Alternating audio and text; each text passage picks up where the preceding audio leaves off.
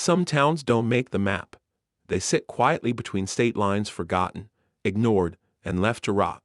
Just off Highway 94, nestled between broken fences and flickering street lamps, sat a half-lit diner. The kind with worn leather booths, a dusty jukebox, and one waitress doing 3 jobs for half a paycheck.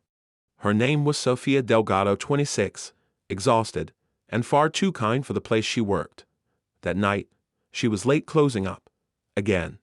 In the farthest booth, behind a chipped ceramic mug of black coffee, sat a man no one really noticed, Jake Rylan. Quiet, watchful, civilian clothes, old jeans, army jacket, clean cut. Just another stranger passing through. But Jake wasn't passing through. He was watching. Every mirror in the diner. Every reflection off the glass. Every movement outside in the parking lot. It was muscle memory now hardwired into his brain after 8 years in covert operations. Iraq, Syria, Eastern Ukraine. Nowhere official. Nowhere he could talk about. Jake wasn't on duty anymore. After a mission gone sideways 6 months ago, he was officially on medical leave, psychological fatigue, they said. But healing wasn't in the cards. Watching was all he had left. That night, the diner was nearly empty. A trucker asleep in his booth. A local couple bickering near the jukebox. Sofia wiping down tables with the same tired rhythm. Jake's eyes never left the glass. Then he saw it. A black van, slow and deliberate, pulled into the lot. No headlights, no license plate. It parked 1 row behind Sofia's car. 2 men stepped out. Not drunk, not clumsy, purposeful, predatory. Sofia didn't notice them at first. She was too busy juggling her purse, car keys, and tip money. She stepped outside. The door closed behind her with a soft bell chime. Jake's jaw tightened. The men moved. Fast. One blocked her path. The other grabbed her from behind. Sofia screamed, but only once. The van door slid open. They shoved her inside. It happened in less than 10 seconds. Inside the diner, no one reacted in time. Except Jake. He didn't move, didn't shout. He memorized everything. The license plate. The way they walked. The tattoo on the driver's neck. The exact route they'd take out of town. And most importantly, the mistake they just made. They thought they were kidnapping some girl from a diner. They didn't realize she was taken in front of the wrong man. Because Jake Rylan wasn't just a veteran. He was one of the Army's most elite field operatives trained to vanish, observe, and dismantle threats without ever being seen. And tonight, he wasn't going to let it go. Jake didn't rush out the door. He didn't scream or call for help. That's not what people like him do. He observed. From his booth, he watched the black van speed out of the parking lot, turning sharply onto the frontage road. He noted the wheel spin, the direction, the engine model.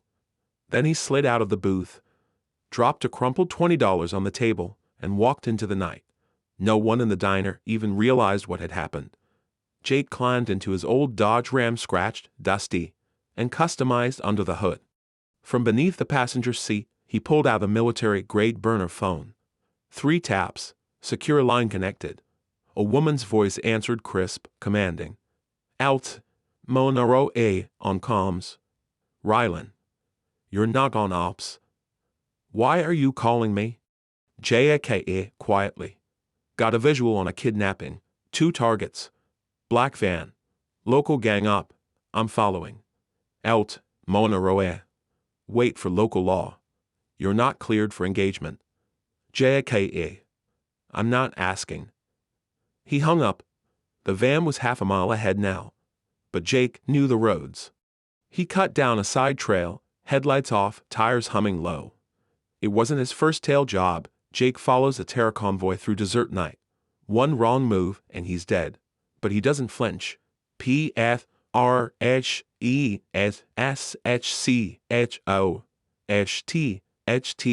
You don't react. You read. That's the difference between a soldier and a ghost. Back in the present, Jake reads the gang's pattern. They're taking back roads, avoiding highways, checkpoints. They've done this before. But so has he. At a bend near an old gas station, the van slows, turns down a gravel path behind an abandoned lumber yard. Jake parks a half mile out, kills the engine, watches. Through binoculars, he sees them. 3 men outside the van. Sophia's shoe falls to the ground. Her hands are tied, duct tape over her mouth. One of the gang laughs as they drag her toward a rusted-out warehouse. JHAHKSE hostage transfer point. Jake snaps photos. Sends GHPSS to Alta Monroe. No reply. He checks his phone again. The signal's glitching. They're using a signal jammer. This isn't a random grab. This is organized trafficking. And Sophia? She's not the only one inside. From a broken window, Jake sees shadows. At least 5 more women, all gagged and tied. Suddenly, this isn't just a rescue. It's an intervention. Inside the warehouse, Sophia catches her breath between sobs. She hears muffled cries around her. She knows now she's not alone. Tears roll down her cheek. She doesn't know if anyone saw, if anyone heard, if anyone cares. But far out in the brush, a pair of eyes lock on the building like a scope. And a voice whispers into the darkness. Jake. Hang on. I'm coming. From the brush, Jake watched like a hawk. 6 guards, 1 lookout, a rotting warehouse with a perimeter fence half covered in overgrowth. But what chilled him wasn't the layout. It was how calm the gang was. No rushing, no panic. They were running this like a business. The van doors opened again. A second woman was dragged out, bruised, shaking. Jake's fists clenched.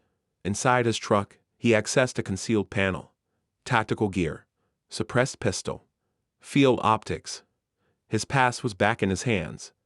He set up a motion detector near the dirt road, just in case. Then crept closer through the brush, silent, methodical, rehearsed. But 10 feet from the fence, something shimmered. A trail cam. Not police. Not civilian. Gang surveillance. Jake's eyes widened. They were watching their own perimeter. And now, they were watching him. Back inside the warehouse, a teenage lookout flipped through feeds on a cracked laptop. A thermal ping lit up the screen, human signature in the trees. LOOKOUT, shouting. Hey, we got someone creeping outside, Rico. The gang leader slammed his fist on the table. RSIHCHO. Go live. Now. Another thug flipped open a tablet.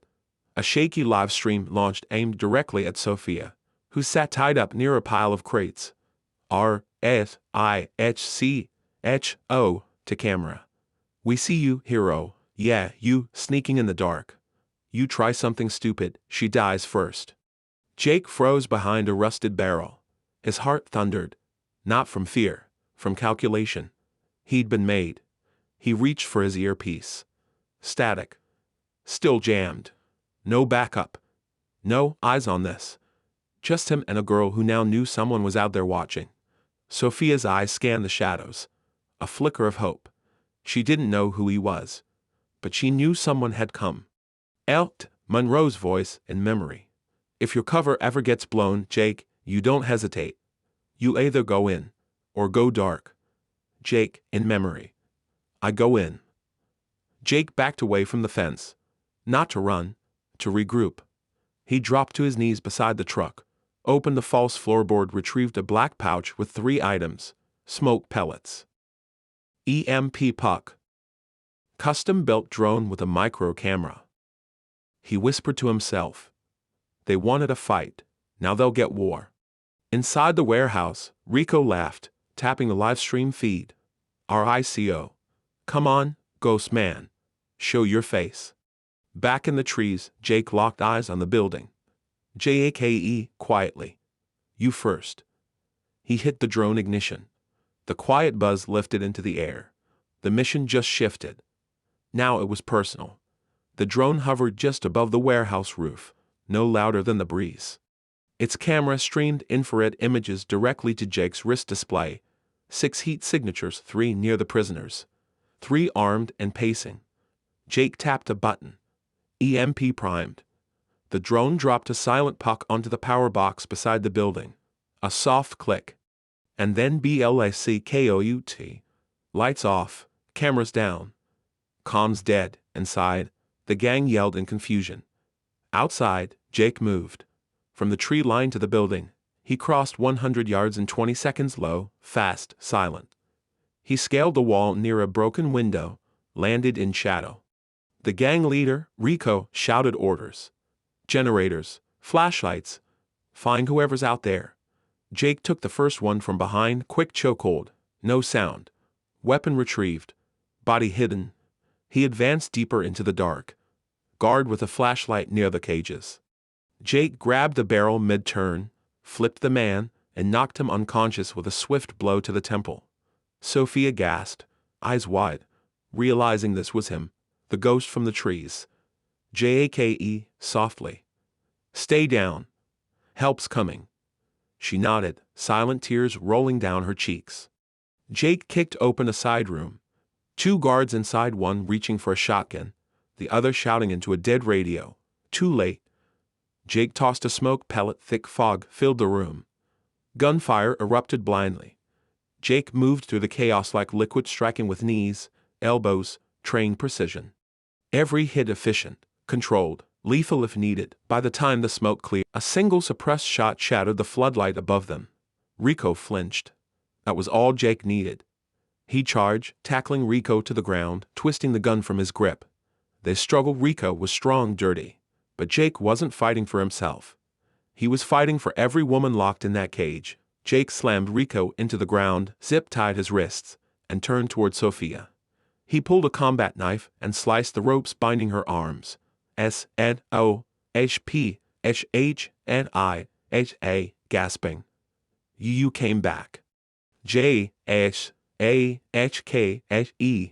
I never left. Behind him, the other women stirred, frightened, but alive. Jake looked to Sophia.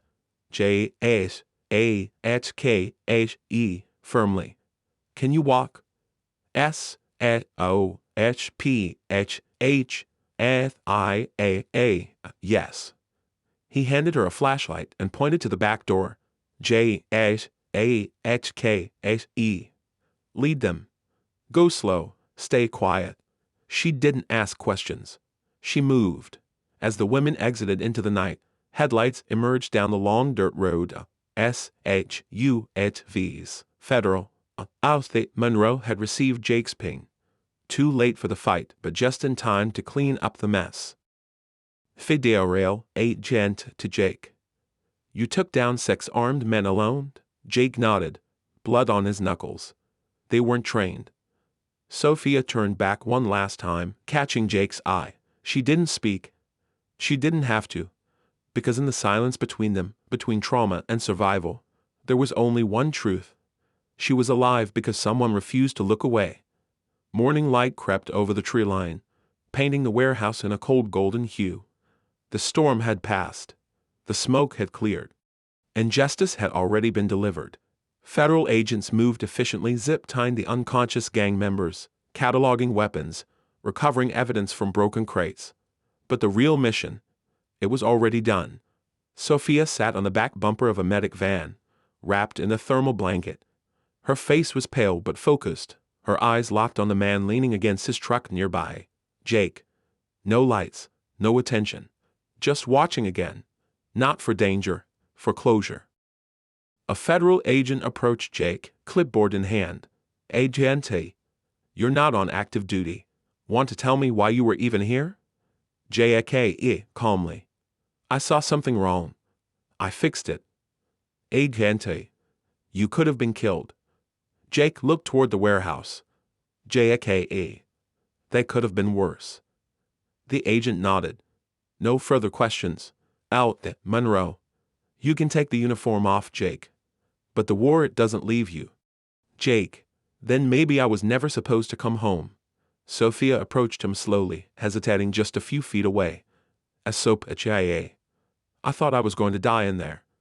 Jake didn't respond immediately. Then, Jake, you didn't. That's what matters. She looked up at him, searching for something. An explanation. A reason. Why would someone like you risk your life for someone like me? Jake exhaled. Jake. Because the last time I didn't, I lost someone. Sophia didn't press. She just nodded, a quiet thank you in her eyes. The agents packed up. The women were loaded into vans, on their way to safety. And Jake? He climbed into his truck, engine rumbling low. He didn't stay for interviews, didn't give a name, didn't need credit. Because that wasn't his job. JAKE. Some people think heroes wear badges or carry medals. Some think justice comes in a courtroom. But sometimes it shows up in the dark. When no one else is looking.